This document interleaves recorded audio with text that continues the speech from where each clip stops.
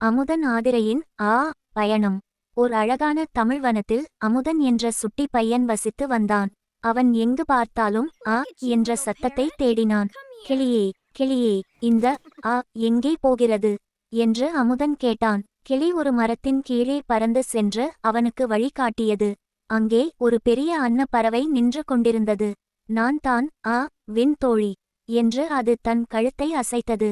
பிறகு கிளி மீண்டும் பறந்து சென்று ஒரு அழகான அம்பு மீது அமர்ந்தது. பார் அமுதா, இதுவும் தான் என்று கத்தியது.